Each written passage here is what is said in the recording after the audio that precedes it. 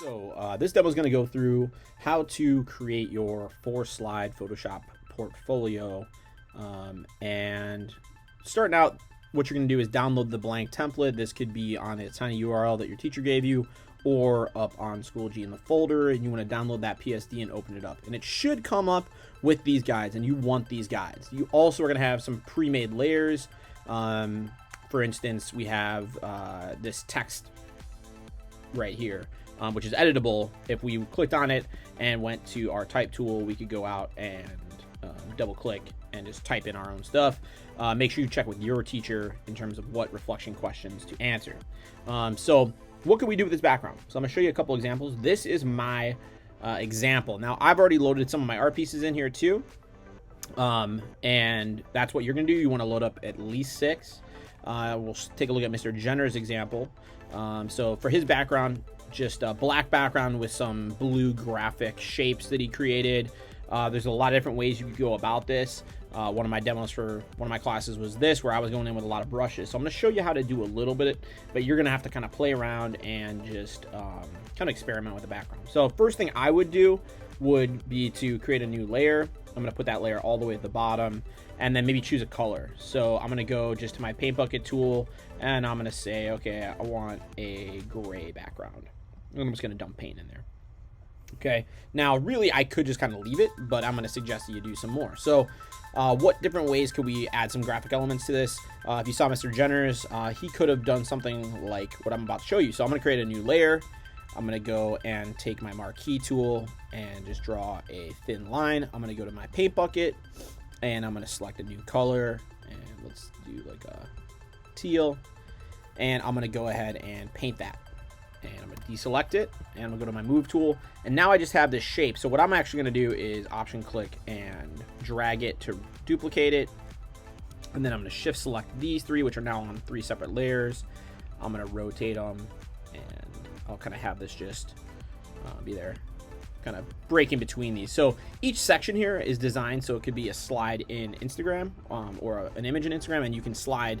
So if something breaks between the 2 divisions, then it would look like it's moving, so it'd look kind of nice. Going back to my layers, now I have 3 layers that are all functioning here. I'm going to hit Command E, which is merge layers. So those 3 layers, or those 3 graphics are now all on the same thing, and I'm going to go ahead and option click those again and just use my move tool to rotate and just kind of place this. I'm going to do option click again. Just really easy way, right? So this is super simple. You know, any kind of selection tool that you wanted to use. So if I wanted to go in and maybe make some circles now, okay, I'm gonna probably create another new layer though, and I'll just go ahead and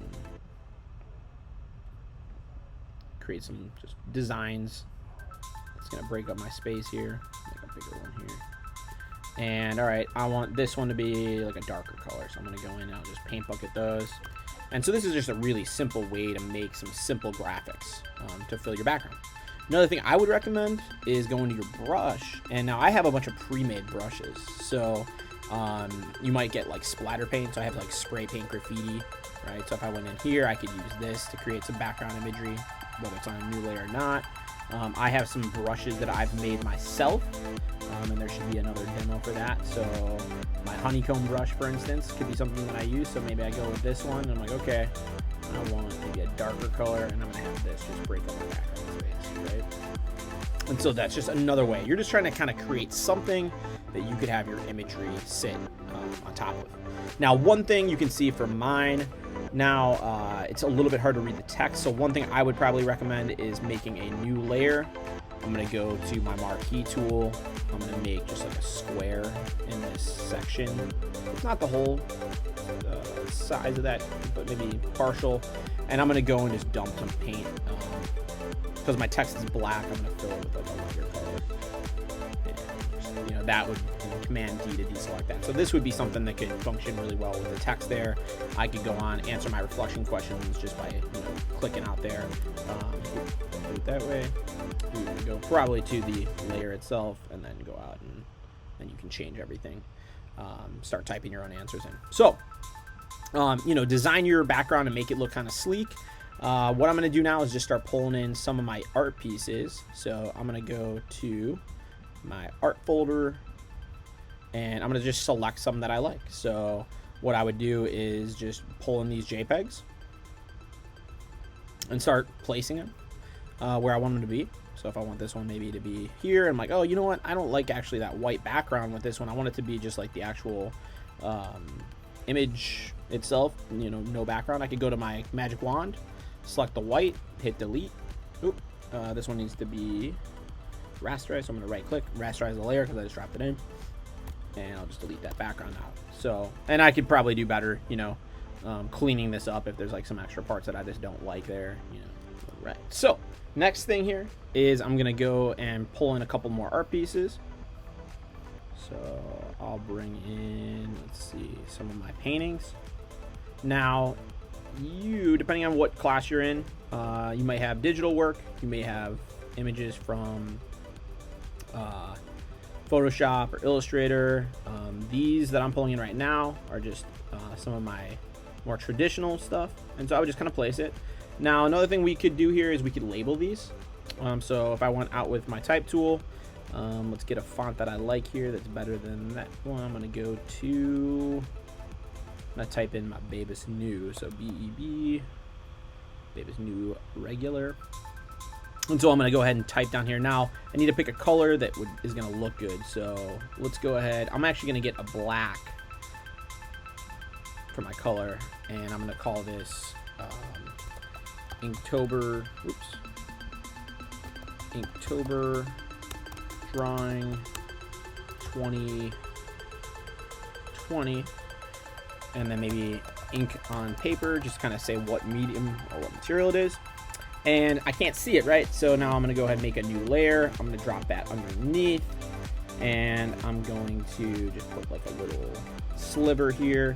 And because that text is black, I might create just like another really simple background color fill for that to function better on top of. Okay. Another trick, let's get our move tool. I'm going to select one of my layers. So say this one, you know, it looks good, but maybe I want a border on it. So I'm going to go down to my FX, and we could do a stroke. We could do a drop shadow. I think those are both really good ones. You could do an outer glow. Let's take a look at stroke. So stroke, I'm going to go in, I choose my color, I choose my size, and it kind of puts like a little frame on it. So that actually helps that stand out a little bit. There's blend modes you could change. So you just want to be on normal probably. If you went to like another one, you know, you're going to get potentially a different look to it. So just make sure you can see it how you want it. Hit OK. Let's take a look. I'll show this one. We'll do a little drop shadow. So I'm going to click on that layer, go to my FX, go to drop shadow. Now drop shadow, I usually keep it maybe normal. I might change my blend mode, black, my opacity, how dark it's going to be. But really the other thing is the distance, and that's really going to help it stand out, and also the direction. So depending on where you want that shadow to be pointing, you can see it kind of moving around here.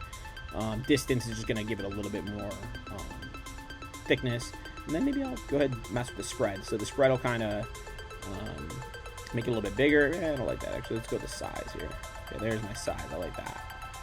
Let's see how that would interact with the spread.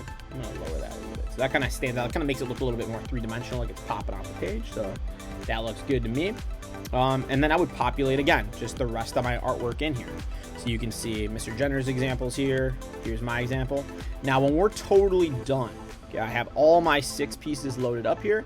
What I'm going to do, I'm going to do this with my old template. Okay, we're going to go to our crop tool. All right, and what I'm going to do with crop tool, you'll see right here, I can move these edges, and I'm just going to isolate. Now it should crop, and it should snap to those guides, so those blue lines, right? So you don't want to get rid of those. So I move this over. It looks good. I'm going to hit return or enter,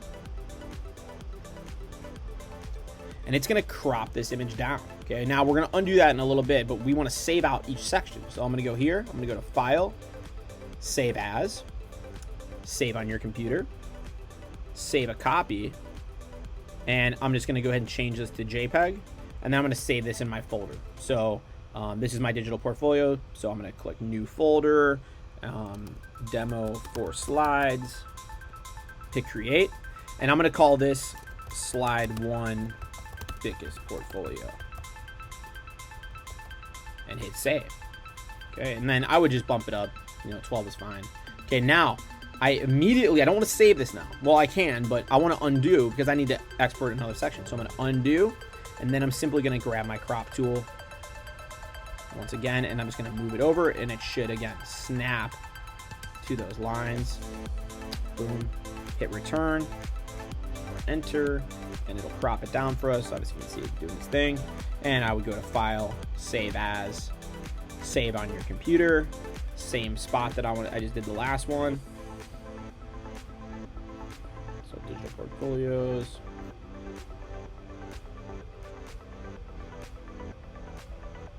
And I would call this one slide 2. I'm going to say save it as a copy because we want this as a JPEG, not a PSD.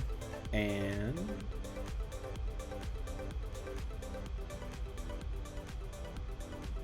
hit save, hit OK. And then I'm just going to keep repeating that. So I'm going to undo, Command Z to get it back to the whole thing. And I'm just going to keep cropping until I have all 4 sections cropped and exported as JPEGs or files saved as JPEGs. And then hit enter, double click, either one. We'll crop it down and save it. And then from there, what you want to do is you want to post these JPEGs, these 4 JPEGs, to the correct turn-in for your class.